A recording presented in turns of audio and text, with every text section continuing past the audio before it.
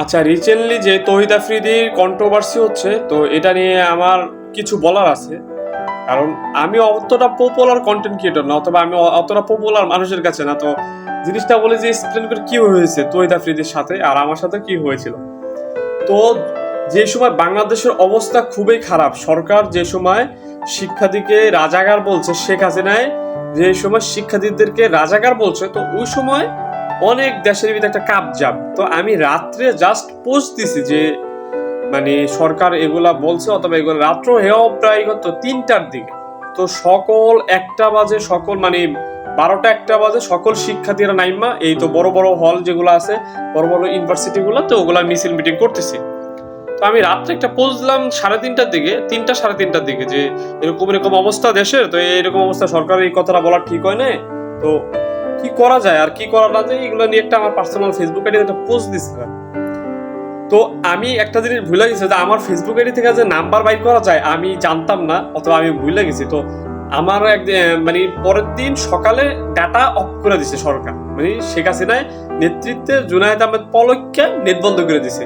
তো আমাদের এখানে ওয়াইফাই প্রায় 1:30টা পর্যন্ত ছিল ওই দিন, মানে যেই দিন নেট গেছে ওই দিন 1:30টা পর্যন্ত ওয়াইফাই ছিল। তো আমার একটা লোক ফোন দিল, ফোন দিয়ে বললো যে তুই কি, তোর গলা তো বেশি উঁচা হয়ে গেছে। মানে আমার তো খারাপ লাগলো যে হঠাৎ করে আমি কারো দোষ করলাম, অথবা আমি কারো লাগে বেয়াদবি করলাম না, কিছু করলাম না। আমার কয় তোর গলা অনেক উঁচা হয়ে গেছে, তোর গলা নামায় দিব। আমি বললাম যে গলা নামায় দিন ভাই, আমি কে, আমি তো আপনার চিনতে পারলাম না। পরে পরিচয় দিল সে একজন গভর্নমেন্টের লোক, গোয়েন্দা সংস্থার লোক। সে বললো যে আমরা তো সার্ভারে কাজ করি, তোর তো কেউ চিনে না এখনো, মানে তুই তো অতটা পপুলার না। তুই কি জানোস এই সরকার চাইলে কি করতে পারে? তুই কি জানোস এই সরকার জীবনে পদত্যাগ করবো না, এই সরকার জীবনও মানে গদি ছাড়বো না। আমার এরকম করে কয়, এই সরকার দেশ যতদিন আছে, এই সরকার আছে, শেখ হাসিনার মৃত্যুর আগে এই দেশের ক্ষমতা কেউ নিতে পারবো না। আমার ওই দিন অনেক খারাপ লাগছিল জিনিসটা, যে মানে একটা মানুষ এগুলো এগুলো করা দরকার আছে আমার, মানে আমি তো অত কারো ক্ষতি করিনি। বলতে আমার হুমকি দিছে যে তুই এগুলা করতেছস, তোর এগুলো তো ঠিক না, তুই তো মানে বেশি বাইরে গেছিস। আমি বললাম যে ভাই আমি বাড়ছি অবাড়ছি এটা কিছু বুঝি না, আমার ফেসবুক আইডি, আমার স্বাধীনতা, স্বাধীন দেশে বসবাস করি, আমি আমার আইডিতে একটা জিনিস পোস্ট করছি, এই জায়গায় যে আপনি হুমকি দামকি দেন, এগুলো তো ঠিক না। ওই আমার কইলো কি যে ঠিক না, না ঠিক তোর কি এটা জিগামু, মানে আমার অনেক খারাপ লাগছে যে তুই তো আমার করে ব্যবহার করতেছিস। তো আমার একটা জিনিস বললো যে তোর বড়টারাই আমরা কথা উড়াই বসাই, মানে আমার বড়টারা কথা উড়াই বসায়। এই তো আমি বুঝলাম যে এখন বুঝতেছি যে কার কথা কইছে। ওই সময় বললাম যে ভাই আমার বড় কারে আপনি উড়ান বসান, আপনি বলেন আমারে কারে আপনার কথা উড়ান বসান। এখন সেটা বুঝতে পারলাম আমার বড়টা মানে কন্টেন্ট ক্রিয়েটরদেরকে উঠায় নামায়। তারপর যে সময় মানে যে সময় নেট ছেড়ে দিচ্ছে, তো ওই সময় খুবই কন্ট্রোভার্সি হচ্ছে যে তৌহিদ আফ্রিদি তার টিভি চ্যানেল, স্বাভাবিকভাবে মানুষ হিট অফ দ্য মুভমেন্ট, মানুষ কি করে ফেলায় অথবা কি করতেছে কইতে পারতেছে না, যে ভুলে অনেক কিছু করে ফেলায়। আমিও জানি ভুলে অনেক কিছু, অনেকে তৌহিদ আফ্রিদি কিন্তু হারুন আঙ্কেলের সাথে অনেক তার ঘনিষ্ঠ সম্পর্ক, ব্যবসায়িক সম্পর্ক অনেক ছিল। তো আমি একটা কথা বলি যে আমি এক লোকের লগে ছিলাম, এক লোকের আমি জব করে চাকরি করছি। তো ওই লোক মানে যে ঢাকার যে মেয়র আছে তাপস, ওই মেয়রের অনেক কাছের লোক ছিল। তো মেয়রে মানে আমরা যেহেতু একটা সেক্টর আছে, তো ওই জায়গায় অনেক কিছু দামি দামি জিনিস গিফট করতো, গাড়ি গিফট করতো।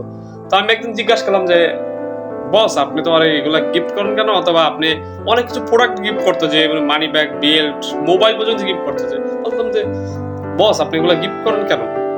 তো বললো যে যদি ব্যবসা টিকায় রাখতে হয় বাংলাদেশে, যদি আমার ব্যবসা করে খাইতে হয়, তাহলে তার লগে হাত রাখা আমার বাধ্যতামূলক। আমি অবাক হয়ে গেলাম জিনিসটা, যে মানুষ টাকা পরে বুঝছে যে তৌহিদ আফ্রিদি যেহেতু তাদের একটা প্রতিষ্ঠান আছে, একটা মাইটি স্যাটেলাইট টেলিভিশন। তৌহিদ আফ্রিদি আপনারা অনেকে জানেন আমাদের বরিশালের গর্বিত সন্তান। তো তৌহিদ আফ্রিদি যেহেতু তাদের একটা প্রতিষ্ঠান আছে, অনেক বড় মাইটি একটা প্রতিষ্ঠান, তাদের মাই হেলথ একটা হসপিটাল আছে, এবং কি তাদের অনেক বৃদ্ধাশ্রম আছে, তারা অনেক মানুষের হেল্প করে। যারা মিমস তৈরি করছেন তাদেরকে বলতে চাই যে তৌহিদ আফ্রিদির মতো হয়ে দেখেন আপনারা পারলে। মানে আমিও মিমস করছি, কিন্তু আমিও এখন বুঝতে পারছি যে আসলে জিনিসটা ভুল, যে তৌহিদ আফ্রিদির মতো হয়ে আগে দেখাইতে হবে, তারপর তার নিয়ে মিমস বানাইতে হবে।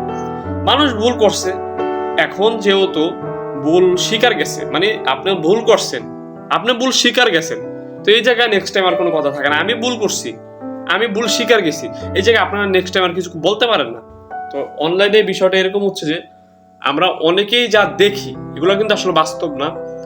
অনেকেই তো কয়েকদিন আগে রিসেন্টলি যে একটা জিনিস ভাইরাল হয়েছিল যে ডাক্তার ইউনূস প্রধান উপদেষ্টা বলছে যে মসজিদ মাদ্রাসার সে মানে ধর্মিক যেই শিক্ষা প্রতিষ্ঠানগুলো আছে ওগুলার কারেন্ট বিল দেওয়া লাগবে না।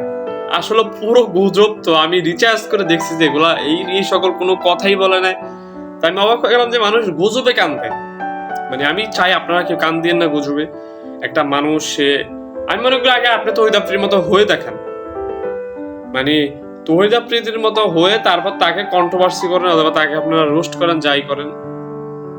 খারাপ লাগে যে একটা মানুষ ভুল করছে, স্বীকার গেছে যে ভাই আমার ভুল হয়েছে, আমি মাপ চাইতে গেছি। যিনি একটা মানুষ নিজে ভুল স্বীকার গেছে ওই জায়গায় কিছু বলতে হয় না। আমি আশা করবো আপনারা তৌহিদ আফ্রিদিকে নিয়ে আর কন্ট্রোভার্সি করবেন না অথবা আর কোনো কিছু বলবেন না, অথবা হিপ অফ দ্য মোমেন্ট। তৌহিদ আফ্রিদি হারুন আঙ্কেলের সঙ্গে ভালো সম্পর্ক ছিল, থাকতে পারে। বললাম না যে চাপ প্রয়োগ করতো, যে গোয়েন্দা সংস্থা যে সকল লোকগুলো ছিল বিশ্বাস করে অনেক চাপ প্রয়োগ করতো কন্টেন্ট ক্রিয়েটরদের উপরে, যে তোরা যদি আমাদের পক্ষে ভিডিও না বানাস তো আমাদের সাইবার যে গ্রুপ আছে ওই গ্রুপ তোকে আইডি আমরা নষ্ট করে ফেলামো, তো করে আমরা জেলের ভিতরে বসাই তুই, তো করে আমরা নারী নির্যাতনের মামলা দিই, তো করে আমরা এই অপহরণের মামলা দিই, ওই অপহরণের মামলা দিই ভাইরাল হওয়ার জন্য। আর তোরা কেমনে কি করবি আমি করতে পারি না, তো করে তো আমরা জেলের ভিতরে ঢুকাই দিই। এই জন্য জীবন বাঁচানো কিন্তু ফরজ। আই হোপ আপনারা জানেন জীবন বাঁচানো ফরজ। এই ভয়ে ম্যাক্সিমাম কন্টেন্ট ক্রিয়েটররা সরকারের পাও চাচ্ছে, এটা সত্যি কথা। কিন্তু এখন আর কেউ চাটবে না, কারণ শিক্ষা হয়ে গেছে। তৌহিদ আফ্রিদি একটা কথা বলছে, তার সঙ্গে আমার একটা মানে একটা ভিডিও দেখলাম আমি, যে বললো যে তৌহিদ আফ্রিদি যতদিন বাচ্চা থাকবে কোনোদিন কোনো রাজনীতিবিদের পাও চাটবো না, এটা বলছে। ঠিক আছে, আল্লাহ বুঝ জানেন রাজনীতিবিদ মানে নোংরা রাজনীতিবিদ কত ভালো আর কত খারাপ।